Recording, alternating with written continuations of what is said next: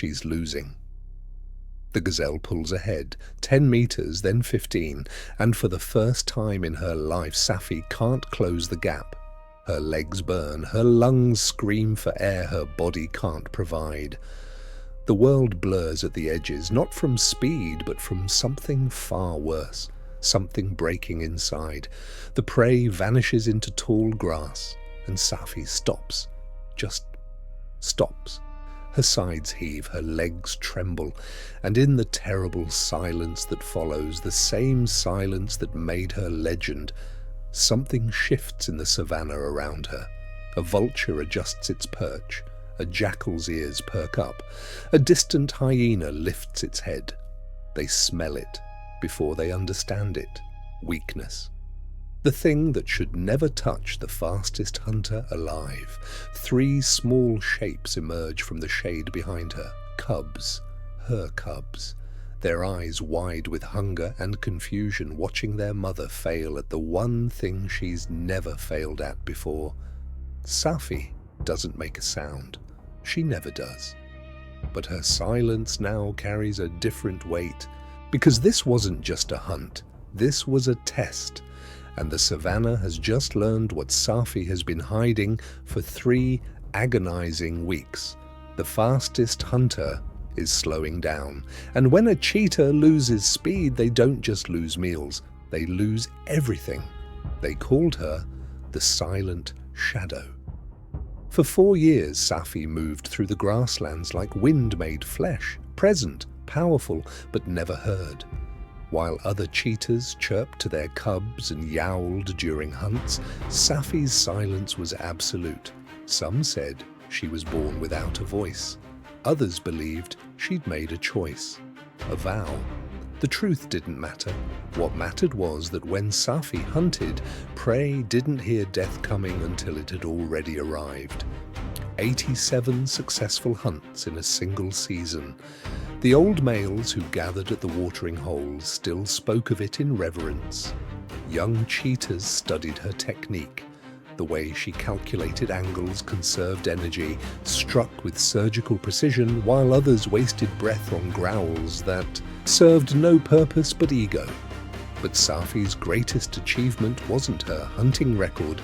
It was the 3 lives that depended on her silence to survive. Kazi, the eldest cub, bold, curious, already showing signs of her mother's speed. She watched Safi with eyes that absorbed every movement, every technique. Tumalo, the middle cub, cautious, analytical. He hung back during lessons but remembered everything, adapted, improved. And Nia, the smallest, the gentlest, the one who looked at her mother like she was the sun itself, eternal, unchanging, incapable of failing. 3 months old now, old enough to follow, too young to hunt, completely dependent on a mother whose body was betraying her with every passing day. It started 3 weeks ago. A hunt that should have been routine, a young impala separated from its herd, easy prey. Safi made her approach, exploded into her sprint, and then pain, sharp, internal, like something tearing in her rib cage. She'd still made the kill, still fed her cubs. But that night, curled around their sleeping bodies, Safi understood what the pain meant.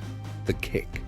2 months ago, during a desperate hunt near lion territory, an adult zebra's hoof had connected with her side. She'd rolled, recovered, abandoned the chase. It seemed fine, just bruising, just temporary. But internal injuries don't announce themselves immediately. They wait, they grow, they compound. And now every sprint felt like fire spreading through her chest. Every breath after a hunt came harder than the one before. She was slower, not by much, not enough for prey to notice yet, but enough for a mother to know. The dry season was 3 weeks away. The herds would migrate, prey would scatter, and her cubs weren't ready to hunt for themselves, which meant Safi had 3 weeks to teach them everything, to provide enough kills to sustain them. to prepare them for a world that showed no mercy to the slow, the weak, or the unprepared. 3 weeks to complete what should take 3 months. Yesterday's hunt had gone well. A hare, small but sufficient. The cubs ate while Safi watched, her sides aching with a pain she couldn't show them. Today's hunt should have been just as successful. The gazelle had been alone, young, distracted. But when Safi launched into her sprint, her body responded a half-second too slow. The acceleration that once came like lightning now built like thunder. Powerful, but delayed. The gazelle escaped, and 12 other sets of eyes witnessed the failure. A pair of jackals exchanged glances, a secretary bird paused its stalking, and somewhere, in the distant acacia trees, a hyena watched with interest that felt like a threat. The Savanna forgets nothing, and it forgives even less. That night, as her cubs pressed against her warmth, Safi made calculations that no mother should have to make. She had perhaps 2 more weeks of hunting capability, maybe less. The cubs needed at least 20 more kills before they could survive on their own. The math didn't work unless she changed the variables, unless she took risks that went against every survival instinct she possessed. Kazi stirred in her sleep, instinctively moving closer to her mother's heartbeat. Safi looked at her daughter's peaceful face and made a decision that silence couldn't hide. Tomorrow's hunt wouldn't be about food. It would be about teaching them what to do when she was gone, because the silent shadow was fading. And the question wasn't whether her cubs would survive her disappearance. It was whether she could prepare them in time. Dawn came with the taste of dust and desperation. Safi led her cubs to the eastern grasslands where the Thompson's gazelles grazed in scattered groups. Normally she'd spend hours selecting prey, studying patterns, calculating the perfect approach. But normal was a luxury she could no longer afford. "Stay close," her posture said to the cubs. "Watch everything." Kazi's ears perked forward. Alert, Tumalo scanned the horizon, already learning to spot danger. Nia simply pressed against her mother's leg, trusting in a strength that was steadily draining away. The herd shifted nervously. They'd learned Safi's silhouette over the years, learned that the sleek form moving through morning grass meant death travelled nearby. Safi selected her target, a gazelle at the herd's edge, slightly smaller than the others, reachable, even with her diminished speed. She crouched low. The cubs mirrored her position, though they didn't understand why. They were too young for this lesson, but time cared nothing for readiness. She launched. The pain came immediately. Sharper than yesterday, the torn muscle in her side screamed protest with every stride. But Safi pushed through it, channeling everything she had left into closing the distance. 50 meters, 40, 30. The gazelle sensed her and bolted. 20 meters. The gap should be closing faster. Her muscles should be reaching that supernatural gear where physics bent to accommodate a cheetah's desperation, but that gear was broken. 15 meters. Her body was giving everything. Her vision tunneled. The world reduced to prey and distance and the burning certainty that she was running out of both time and capability. 10 meters. And then her body betrayed her completely. The muscle tore further. Safi's rhythm broke. She stumbled. Barely, just a fraction of a second, but in a hunt, measured in heartbeats, fractions were the difference between feeding her cubs and watching them starve. The gazelle escaped. Safi slowed to a stop, her breathing ragged and wet in a way that terrified her. The cubs approached cautiously. They didn't understand. Yesterday, Mother was the fastest thing alive.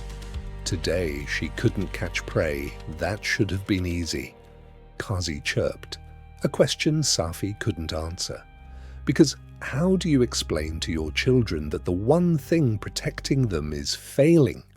That the body they depend on has an expiration date rapidly approaching?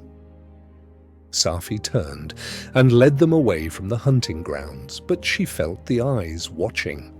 A hyena clan had been tracking her for the past 2 days.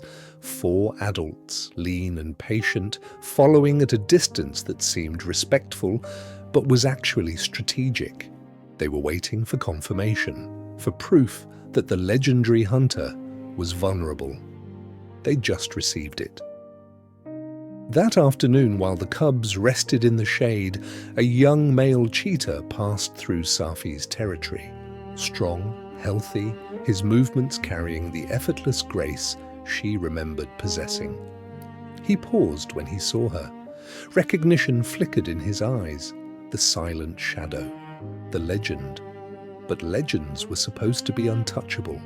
And the way Safi moved, the slight favor she showed her left side, the careful way she settled into rest, told a different story. The male moved on without challenge, without respect, and Safi understood what his casual dismissal meant. Her reign was over. The territory she'd held for 4 years would soon belong to someone stronger. The prime hunting grounds she'd defended would be claimed by someone faster. All she had left was time. And she intended to spend every second of it preparing her cubs for a world without her. 2 days later, during another failed hunt, Tumalo made a sound, a small chirp, frustration-given voice.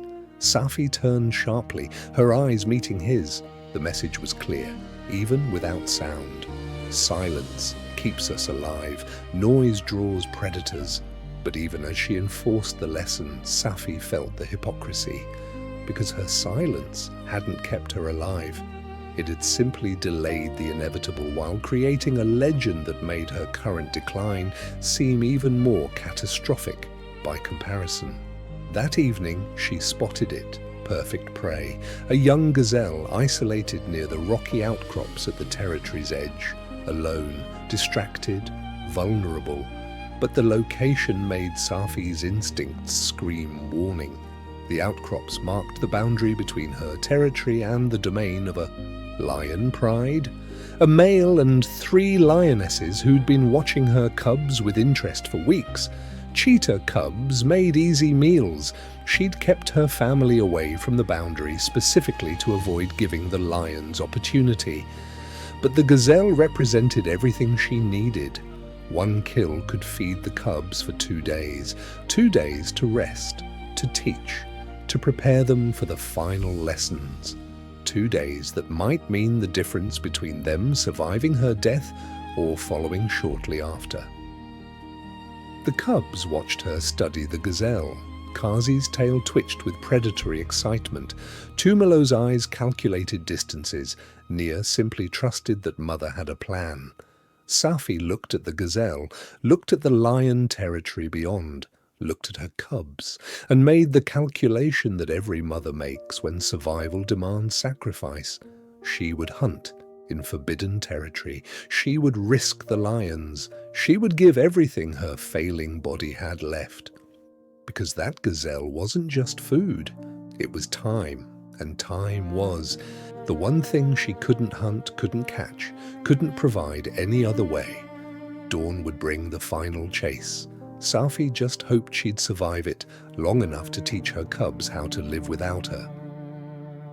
The sun hadn't yet broken the horizon when Safi woke her cubs. They stirred slowly, confused by the early hour, but something in their mother's posture, rigid, determined, carrying the weight of finality, made even playful Nia go silent and serious. Safi led them toward the rocky outcrops. The gazelle was there, exactly where it had been yesterday, young, alone, grazing near the boundary markers that screamed danger to anyone wise enough to read them. But wisdom, Safi had learned, was a luxury that starving mothers couldn't afford. She positioned the cubs behind a termite mound, close enough to watch, far enough to run if everything went wrong. Kazi's eyes asked the question, "Why are we here? This is forbidden territory." Safi's gaze answered with terrible clarity, "Because sometimes survival demands breaking the rules that kept us safe." She crouched low. The pain in her side had evolved beyond sharp. It was now a constant, grinding presence, like breathing through broken glass. Every movement sent fractures of agony radiating through her ribcage. But pain was just information, and Safi had learned to stop listening. She moved forward. The approach was textbook perfect. Wind direction favorable, cover adequate.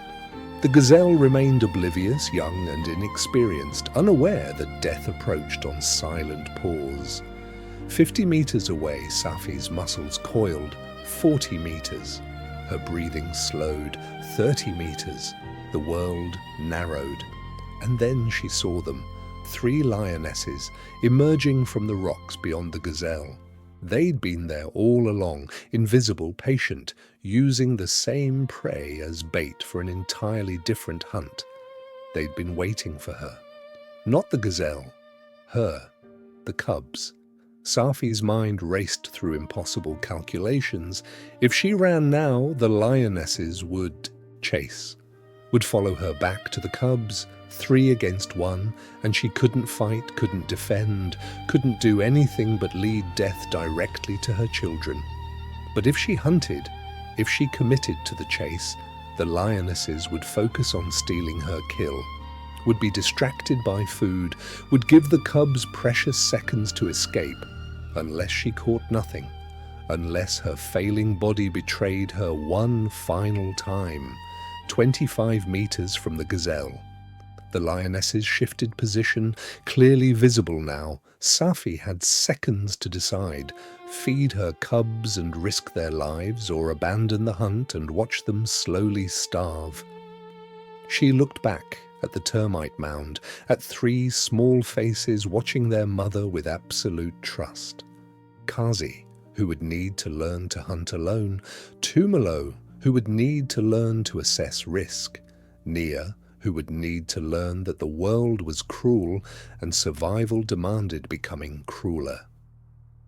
This wasn't about the gazelle anymore. This was their final lesson, and sometimes the most important thing a mother can teach is when to run. Safi exploded into her sprint, not toward the gazelle, toward the lionesses. The cubs' confusion turned to terror as they watched their mother charge directly at the predators that could tear her apart.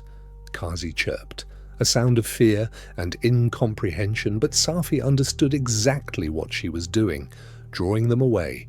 The lionesses, surprised by the direct assault, scattered initially. Then, recognizing wounded prey, they pivoted to give chase. Safi ran.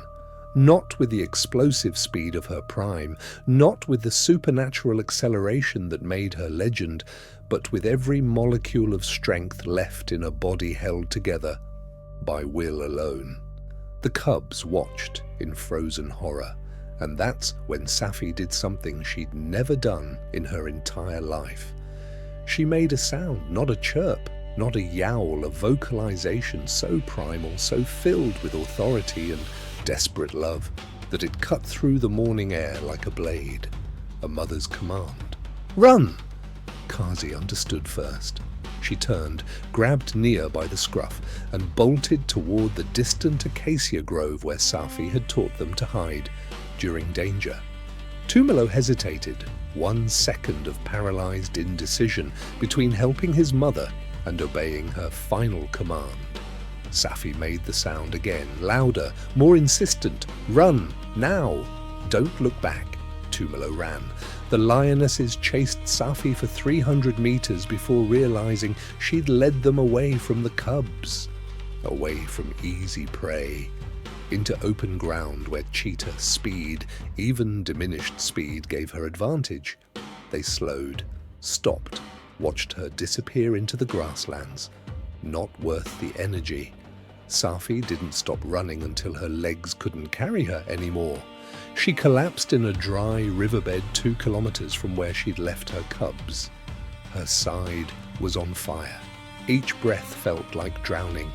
Her vision swam with dark spots that might have been unconsciousness or might have been death arriving early. But she'd bought them time. She'd taught them the final lesson. That survival sometimes means abandoning everything you thought you knew. That silence has its place, but so does the desperate voice of love. That a mother's last gift isn't protection.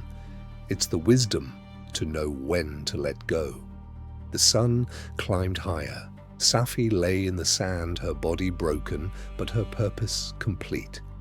Somewhere in the acacia grove, 3 cubs huddled together, scared, alone, but alive, and equipped with something more valuable than full bellies.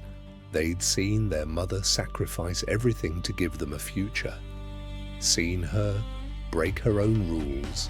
Seen her choose their survival over her legend. That evening, as the stars emerged, Safi managed to stand. She didn't know if she'd make it back to her cubs, didn't know if her body had one more day left. But she started walking anyway, because mothers don't stop. Not when there's still breath. Not when there's still hope.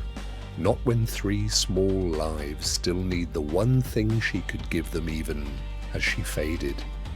The knowledge that they were loved enough to be set free.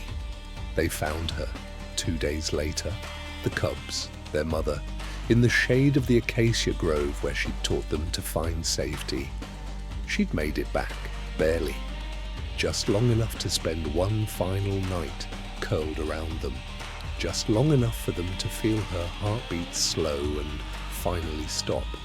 Just long enough to be present for the lesson she could never have taught if she'd stayed. That everything ends, but what you do before the ending determines whether those you leave behind survive or fall. The silent shadow never made another sound after that desperate roar. Didn't need to. That single moment of broken silence contained every word she'd never spoken, every lesson, every warning, every ounce of love compressed into a command that saved 3 lives. Kazi grew into a legendary hunter herself. Tumalo became known for his caution and strategic brilliance. Nia survived against all odds, carrying her mother's gentleness into a world that desperately needed it. All 3 lived longer, better lives than most cheetahs ever do. Because their mother's final chase wasn't about catching prey, it was about outrunning the one predator that eventually catches everyone, time itself. And in those final moments, Safi won the only race that truly mattered. She got her cubs to tomorrow. If this story reminded you that love isn't measured in words but in sacrifices made when no one's watching, hit that like button. Not for me, for every mother, human or animal, who's given everything so their children could have anything. Subscribe to Wildlife Files if you believe stories should do more than entertain. They should teach, should move, should remind us that the natural world mirrors our own struggles in ways we're only beginning to understand. And leave a comment telling me what you think Safi's final chase was really about. Was it hunting? Was it teaching? Was it simply buying time? Or was it something deeper, a mother's refusal to let death claim her legacy before she'd finished giving her children the tools to build their own? I genuinely want to know what this story meant to you. Because sometimes the most powerful roar is the one that breaks a lifetime of silence. Until the next story, stay wild.